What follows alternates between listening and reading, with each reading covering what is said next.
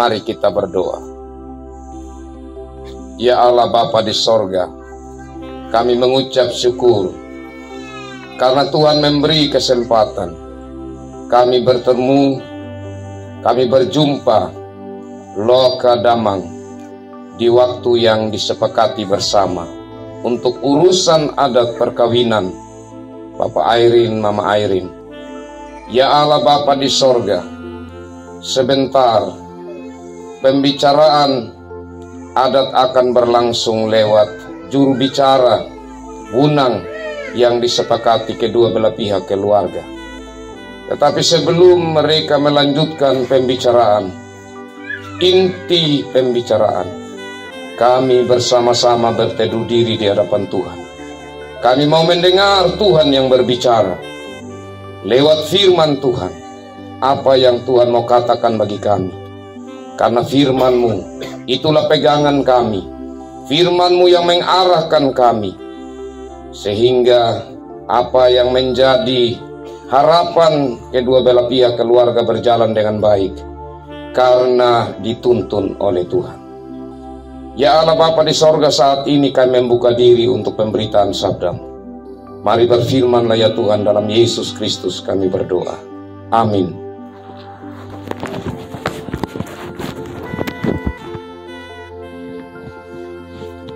Saya pilih bagian firman Tuhan dari kitab Kejadian pasal 29 ayat 20. Kejadian pasal 29 ayat 20 demikian bunyi firman Tuhan. Jadi bekerjalah Yakub 7 tahun lamanya untuk mendapat Rahel itu. Tetapi yang 7 tahun itu dianggapnya seperti beberapa hari saja karena cintanya kepada Rahel. Demikian penggalan dari cerita firman Tuhan tentang Yakub yang dikatakan berbahagia adalah setiap kita yang selalu rindu firman Tuhan dan melakukan firman Tuhan dalam hidup kita. Shalom. Kekasih-kekasih Tuhan, pertanyaan pentingnya, kalau kita mengundang Tuhan lewat pelayannya untuk beribadah dalam acara seperti ini, itu sebenarnya landasannya, alasannya apa? Kalau hanya supaya semua berjalan dengan baik, ya cukup doa saja kan. Tapi kenapa perlu kita mendengar firman Tuhan? Nah, pertanyaan ini kita simpan, karena saya akan memberi kepada kita perenungan firman Tuhan ini yang pada akhirnya kita disegarkan, kita kemudian menjadi pegangan, kita menjadi semangat dan ada sukacita karena kita mendapatkan pegangan yang jelas dalam kita bertemu Loka Damang pada malam hari ini. Kekasih-kekasih Tuhan, saya katakan tadi bahwa bagian firman Tuhan tadi adalah penggalan atau bagian kecil dari kisah Yakub, di mana kita tahu bersama bahwa karena satu peristiwa di mana Yakub menipu Esau kakaknya, sehingga akhirnya Esau mencari untuk mau membunuh dia. Dia melarikan diri, dan atas saran dari orang tuanya, maka dia melarikan diri di rumah saudara dari ibunya, di rumah Laban. Dan di sana, dalam pandangan pertama dengan seorang wanita yang bernama Rahel, maka Yakub ini jatuh cinta. Kemudian dia menyampaikan perasaannya ini kepada Laban. Laban bilang, oh oke, tidak apa-apa, karena ya kamu ini sepupu dan ini engkau punya saudara, dalam hari ini anak om. Kalau zaman waktu itu ya. Nah kemudian syaratnya harus bekerja selama 7 tahun. Akhirnya Yakub ini bekerja dengan semangat yang besar untuk mendapatkan Rahel. Setelah genap 7 tahun, maka menghadaplah Yakub kepada mertuanya. Sekarang saya sudah 7 tahun bekerja, silakan sudah tepati janji.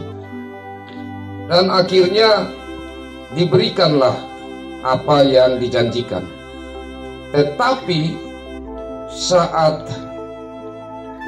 waktu melihat, pertama masih pakai tudung jadi belum jelas. Waktu dibuka tudungnya bukan Rahel, ternyata Lea. Maka kecewalah Yakub, kenapa buat saya begini? Nah ini kita punya aturan, tidak bisa kalau langsung kasih yang adik, harus yang kakak dulu. Tapi saya sukanya ini sama Rahel, bagaimana? Oh kalau begitu kerja lagi 7 tahun. Kekasih-kekasih Tuhan, firman Tuhan tadi mengatakan 7 tahun itu hanya dianggap beberapa hari saja atau beberapa waktu saja oleh Yakub. Kenapa? Karena sungguh-sungguh dia mencintai Rahel. Apa yang dapat kita lihat dari makna firman ini?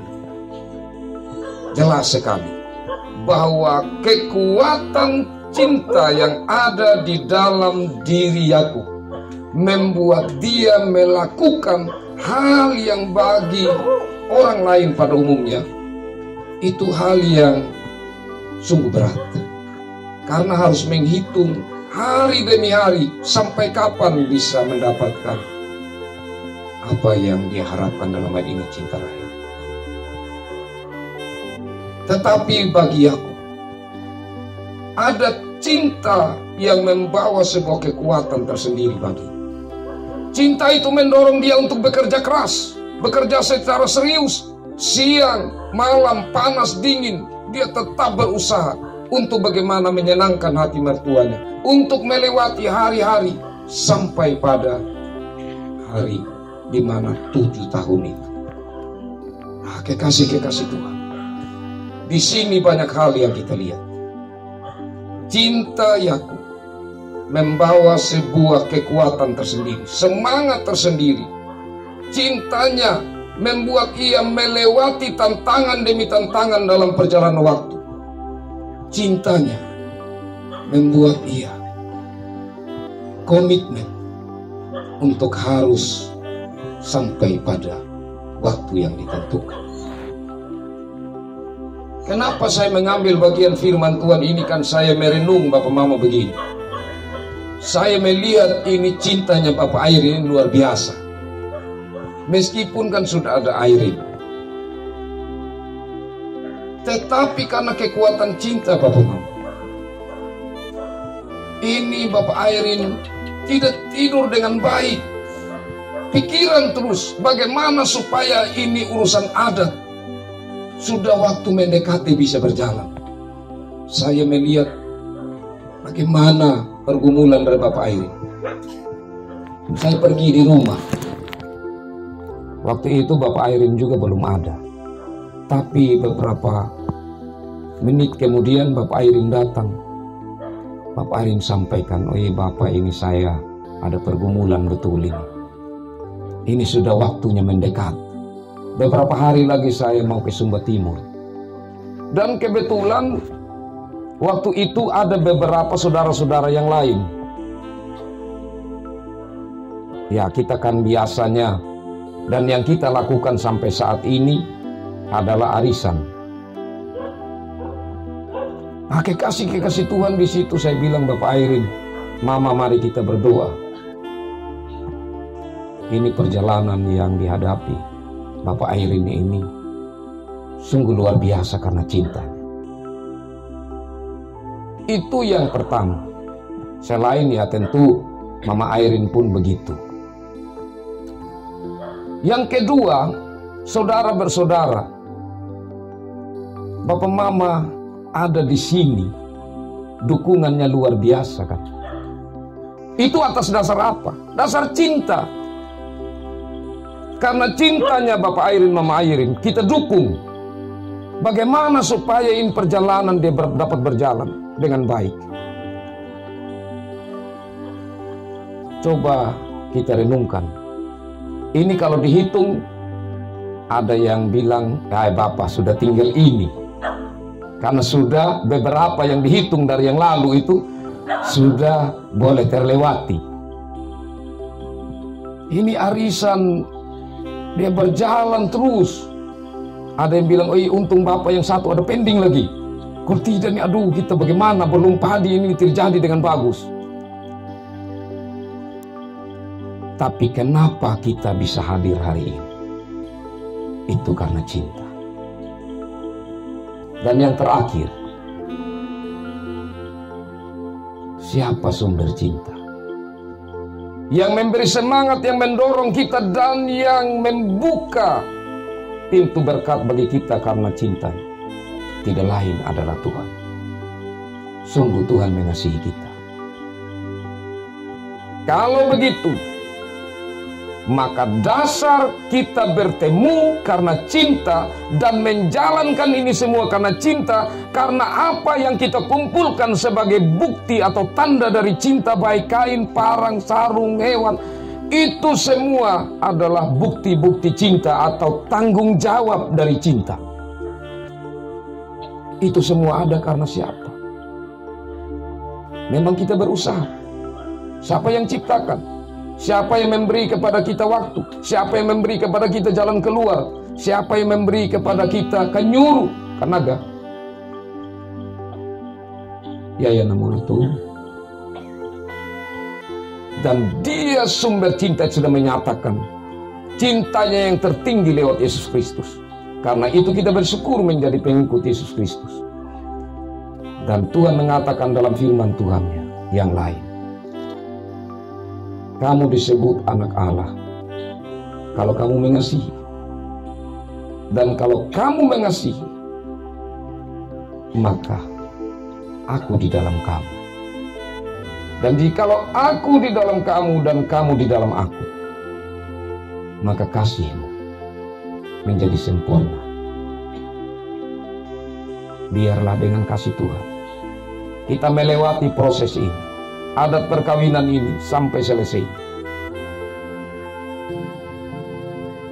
Hal-hal yang mengganggu akan kasih kita, akan persekutuan kita, janganlah itu menjadi bagian dalam proses ini. Buang jauh. Hal-hal yang biasa kita lakukan, main kartu, itu baik. Tapi kalau sudah judi, tidak baik. Tuhan memberkati firman-Nya dan memberkati kita semua dengan kasih. Amin.